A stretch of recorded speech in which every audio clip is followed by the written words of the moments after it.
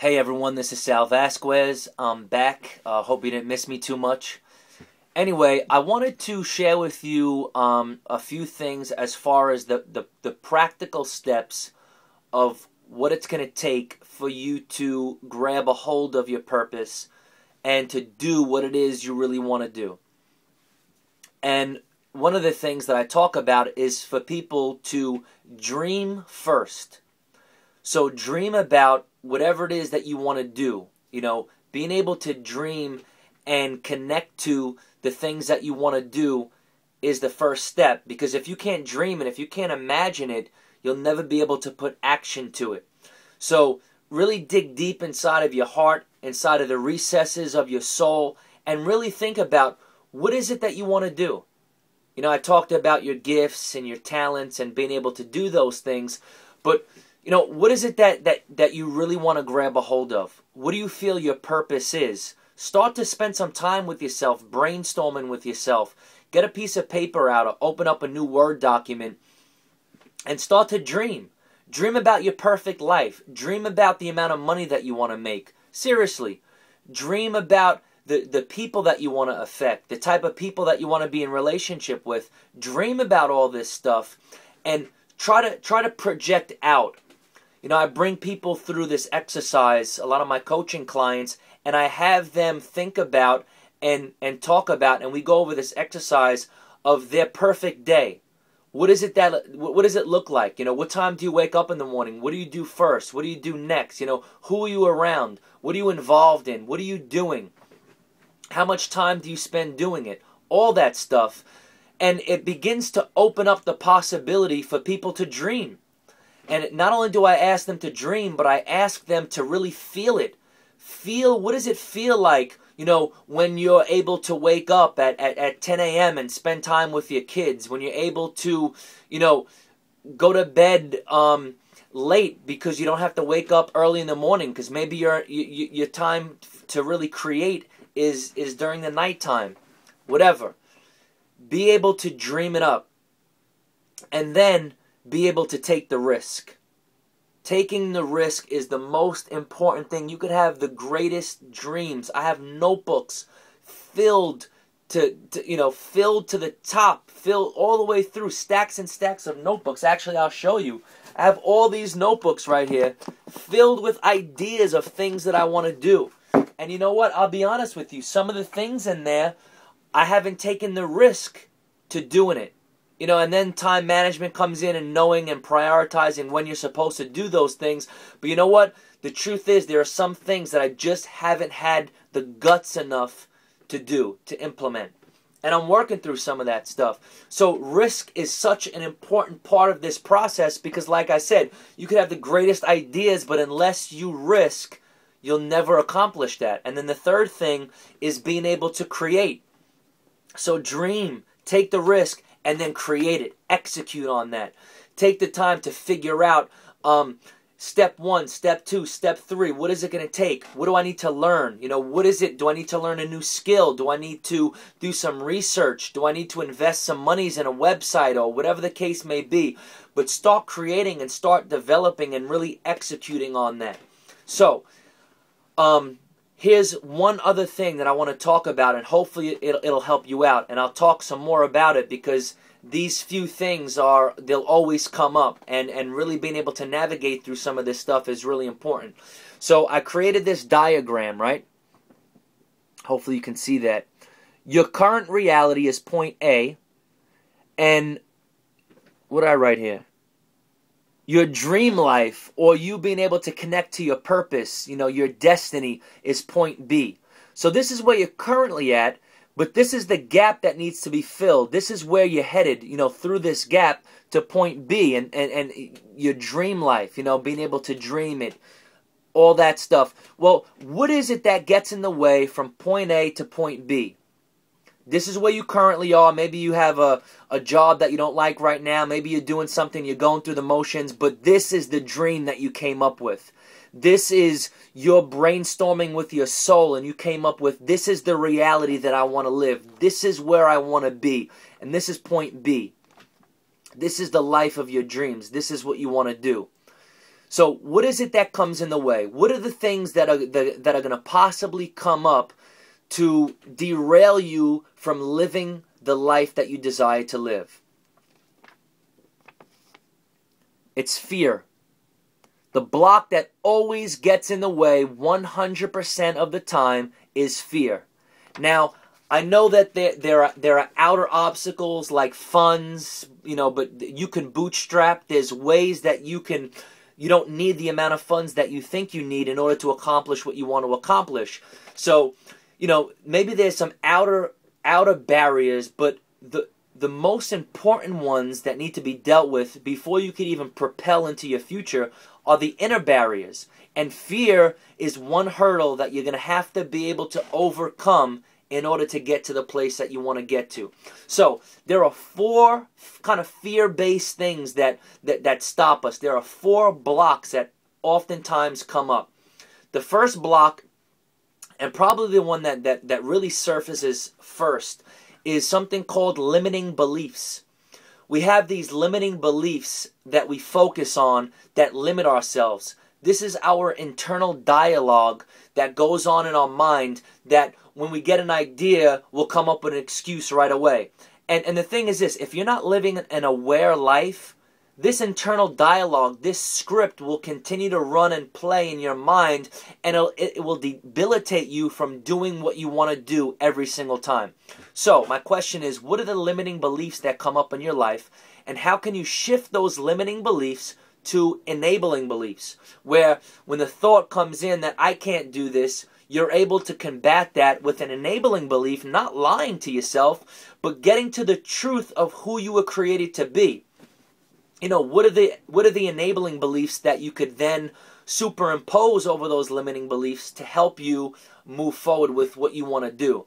So a good exercise is to keep a little journal, keep a little notepad on you, and whenever you have a limiting belief, right away come up with an enabling belief, or already written out enabling beliefs that tend to come up in your life. So you'll have a limiting belief that tends to come up. Have an enabling belief for that already written down so that you could pull out of your pocket and read it off.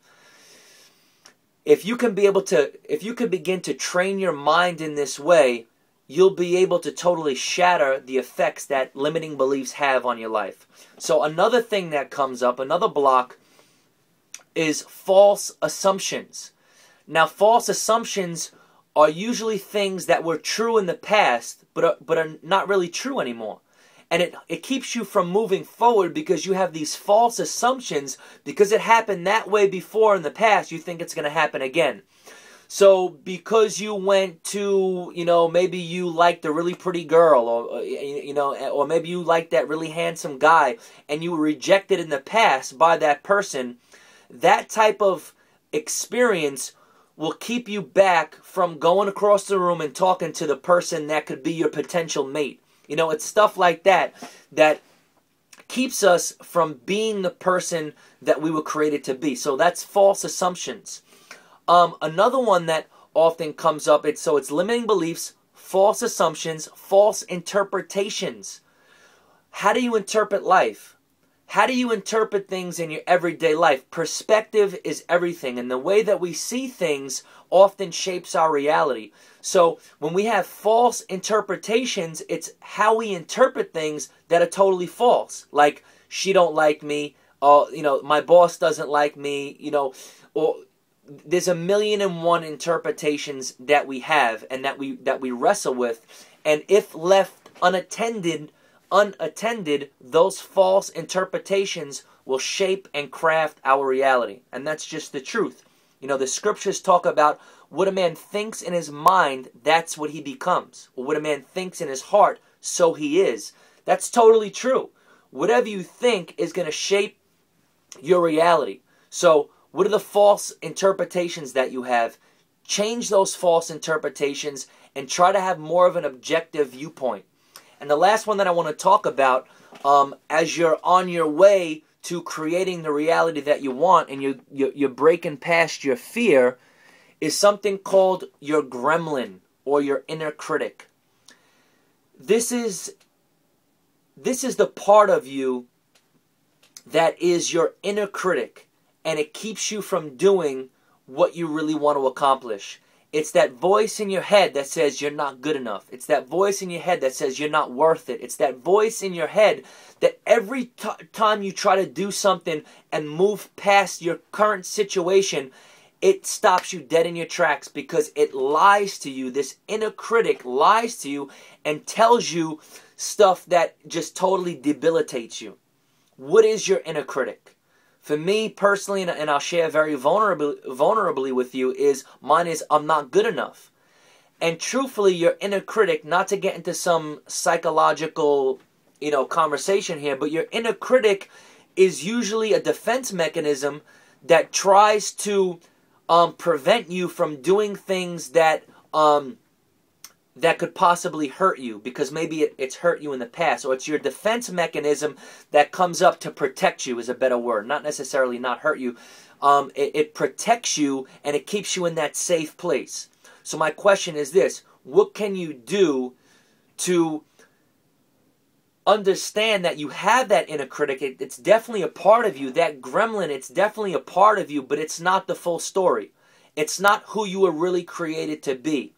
One of the best ways that we've discovered to be able to help you move past your inner critic and move past that block is to name it. Pick a name for it. Whatever that may be. Some of mine has been a procrastinator, Thomas, all sorts of names. And when you name it, you're able to separate it from who you are, and when it comes up, you're able to say, hey, stop Thomas, or stop procrastinator, I don't need your help anymore. Whatever you want to name it, come up with a cool name for it. And I know this sounds a little weird, but I'm telling you, it'll help. Once it comes up and you're doing something and the thought comes up, I'm not good enough, you're able to say, wait a minute, you can name it and say that's not the truth, and you can move past that. I can talk a lot more about the inner critic. I don't want this to be a long video. I'm already at 12 minutes. But these are some of the things that will get you from point A to point B. These are some of the blocks and fears that come up for you to really be able to live your dreams.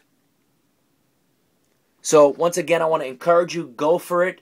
You have what it takes. I want to let you know that if I can do it, you can definitely do it. Some of you know my background. I came from doing drugs, very violent, very wild lifestyle. To be honest with you, I was barely able to read. I was in high school. I was barely able to read. Seriously. I thought I was stupid my whole life. I was called dumb. Some of my teachers said that I wouldn't be able, I wouldn't make it past high school. One of my teachers told me I would be in jail by the time I was in 8th grade. And although that was kind of true, the fact remains that if I can do it, and all the challenges that I've had, you can definitely do it. And I'm sure a lot of you guys are a lot smarter than I am. But once again, I just tweeted about this. Procrastination, people procrastinate because they don't want to do something. They don't want to do it, so they procrastinate. They're not passionate about it, and that's the point. Once you could connect to what you're passionate about, these blocks you'll be able to work through. You'll want to work through them, and you'll want to be able to shatter procrastination, because it's only getting in the way of you fulfilling what you're passionate about.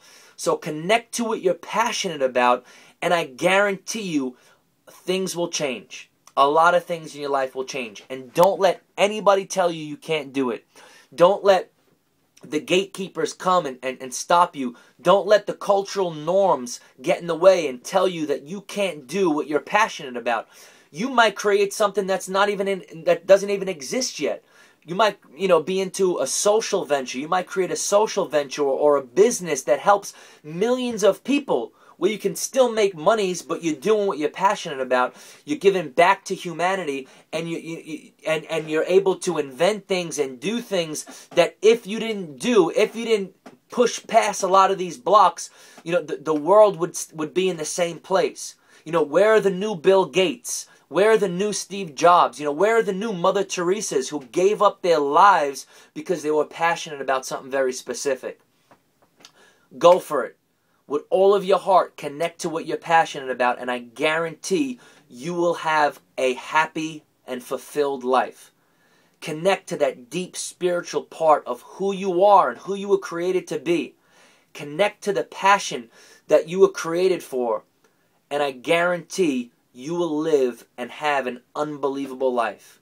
So anyway, I know this was a long video. I hope you have an awesome day. Talk to you soon.